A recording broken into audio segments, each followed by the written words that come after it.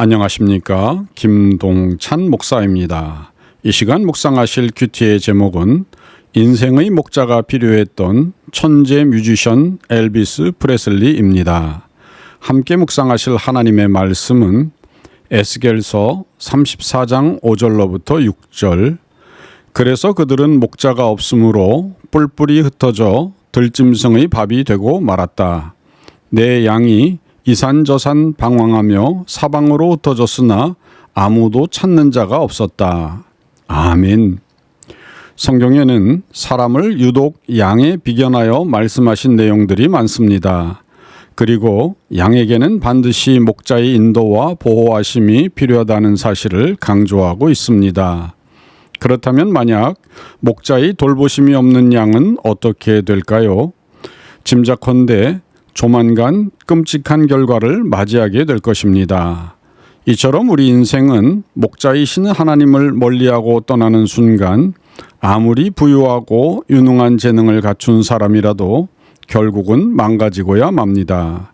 지난 세기 세계 대중음악사를 뒤흔들며 로큰롤의 제왕으로 불렸던 엘비스 프레슬리는 1935년 미국 미시시피주 튜펠로의 가난한 흙집에서 태어났습니다. 그는 쌍둥이로 태어났지만 그의 쌍둥이 형은 태어나자마자 세상을 떠났기에 이후 엘비스는 형제자매 없는 외동으로 자라났습니다. 한편 너무나 가난했던 그의 가족은 전기도 들어오지 않는 가난한 빈민가를 전전했습니다. 엘비스의 아버지 버논 프레슬리는 고정된 직업도 없어 목화 농사일과 트럭 운전사, 페인트공 등 닥치는 대로 여러 종류의 육체 노동을 하여 가족의 생계를 꾸렸고, 어머니 글래디스 프레슬리도 의류 공장의 재봉사 등 품삯 노동을 하며 하루하루 힘겨운 생활을 이어나갔습니다. 엘비스의 부모는 기독교인이었는데 특히 어머니는 독실한 침례교 신자였습니다. 이들은 지역에 있는 백인 교회에 출석하였으나 엘비스가 어린 시절을 보낸 미시시피주 튜펠로 지역에는 오순절 교회들이 많았고 특히 흑인 영가와 가스펠 음악이 어린 엘비스에게 깊은 영향을 주었습니다. 그러던 중 엘비스의 11번째 생일날 어머니 글래디스가 사준 $8짜리의 통기타가 엘비스의 인생을 극적으로 바꿔놓게 됩니다. 이로 인해 태어나 한 번도 음악을 정식으로 배운 적이 없었던 엘비스는 이후 취미로 노래를 부르게 됩니다. 엘비스는 13살 때 미시시피강 동편의 테네시주 멤피스로 이주하였는데 이후 그곳에서 트럭 운전기사로 일하며 겨우겨우 생계를 이어나갔습니다. 그러던 1953년 엘비스가 18살이 되던 어느 여름날 그는 어머니에게 생일 선물로 드릴 단편 음반을 녹음하겠다며 선 레코드사의 문을 두드렸습니다. 이렇게 단돈 $4를 내고 마이크 앞에 선 엘비스를 눈여겨본 사람은 바로 음반 제작자인 샘 필립스의 조수였던 마리온 케이스커였습니다. 샘 필립스는 미국에서 로큰롤 장르를 대중화하는 데 결정적인 역할을 한 인물로 당시 그는 흑인의 감성과 음색을 완벽히 소화할 수 있는 백인 가수를 찾고 있었는데 마침 그의 조수 케이스커는 엘비스가 재미삼아 기타를 치며 당시 미국의 히트 블루스 곡을 완전히 새로운 리듬으로 장난스럽게 부르는 순간 큰 충격을 받고 그 녹음본을 샘 필립스에게 전달해 주었습니다. 결국 이 사건을 계기로 엘비스는 가수로 데뷔하게 되었고 이후 발표하는 곡마다 폭발적인 인기를 끌며 결국 그는 1950년대 중반을 기점으로 미국 전역을 뒤흔드는 대중음악의 아이콘이자 전설적인 로큰롤 스타로 자리 잡게 되었습니다. 골반을 흔드는 파격적인 춤과 폭발적인 가창력으로 무장한 엘비스 프레슬리는 1950년대 미국 사회에 엄청난 충격과 반향을 일으켰습니다. 이처럼 매력적인 외모와 스타성으로 미국의 대중문화를 장악한 엘비스는 나아가 세계적인 아이콘으로 떠올랐습니다.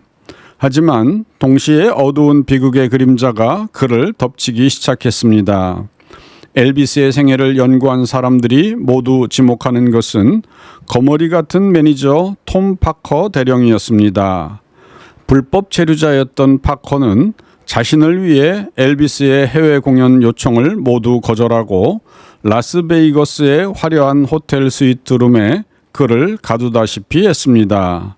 그리고 자신의 도박빚을 갚기 위해 엘비스의 수입에서 무려 50%의 수수료를 챙겼으며 하루에도 2차례씩 엘비스를 무대에 올리는 기계적인 공연을 연간 수백 회씩 반복하게 했습니다.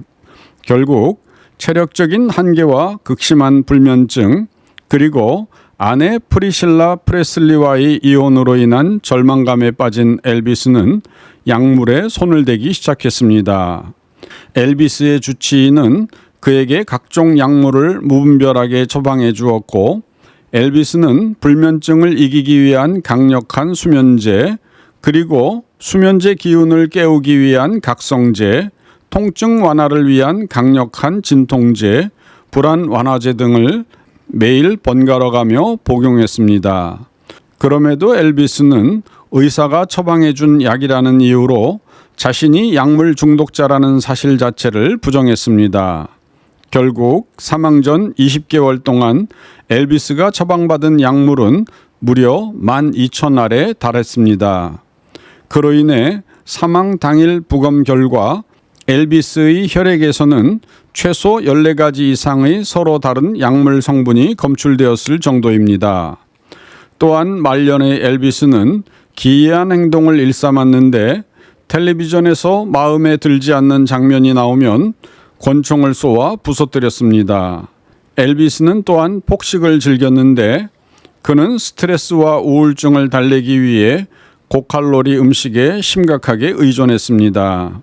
예를 들어 엘비스가 가장 즐겨 먹은 음식은 커다란 바게트빵 한 개를 반으로 갈라 속을 파낸 뒤 거기에 땅콩버터 한 통과 딸기잼 한 통, 그리고 베이컨 450g을 가득 채운 후 기름에 튀겨낸 샌드위치였습니다.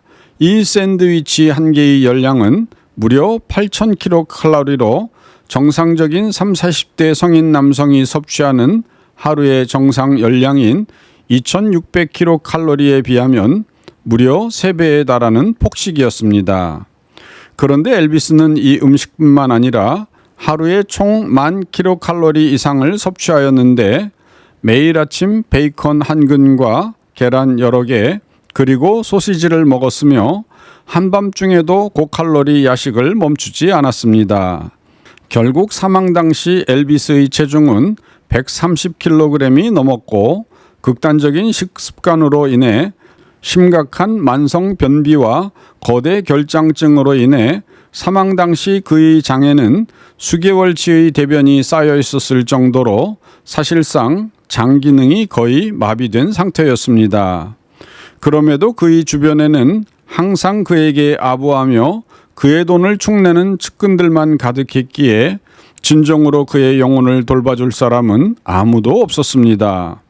결국 과도하게 비대해진 몸과 만성질환 그리고 극심한 약물 오남용으로 고통받던 로큰롤의 제왕은 1977년 8월 멤피스에 있는 자신의 저택 그레이스랜드의 화장실 바닥에서 42살이라는 젊은 나이에 외롭게 숨을 거두었습니다. 엘비스는 화려한 스포트라이트와 수억 명의 환호성에 둘러싸여 있었지만 역설적으로 그를 죽음으로 몰아넣은 것은 극도의 고독감과 잘못된 주변 사람들에 대한 과도한 의존 때문이었습니다. 그렇습니다. 엘비스 프레슬리는 음악 역사상 손꼽히는 천재적인 보컬리스트로서 다양하고 폭넓은 창법과 음역대를 소화했습니다. 그는 2.5 옥타브에 달하는 넓은 음역대를 자유롭게 소화하며 컨트리와 블루스, R&B와 가스펠, 팝과 로큰롤 등 다양한 장르를 자신만의 방식으로 다채롭게 연출해 내었습니다. 그리고 매력적인 춤사위와 잘생긴 외모 등 연예인으로서 천부적인 재능을 가진 사람이었습니다.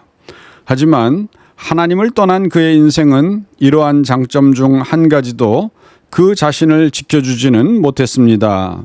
양에게는 목자의 보호가 필요했는데 그는 목자를 떠나 있었기 때문입니다. 그러기에 그의 몰락은 필연적이었습니다. 오늘도 하나님께서는 우리가 하나님의 보호가 필요한 양과 같다고 말씀하십니다. 이 말씀을 기억하고 하나님의 권고와 인도 아래 나의 삶을 두시기 바랍니다. 그러면 하나님께서는 우리가 사는 동안뿐만 아니라 이 세상을 떠날 때도 우리의 영혼을 책임져 주시고 영원한 천국으로 인도하실 것입니다.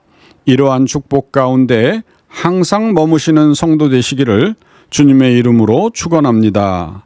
감사합니다.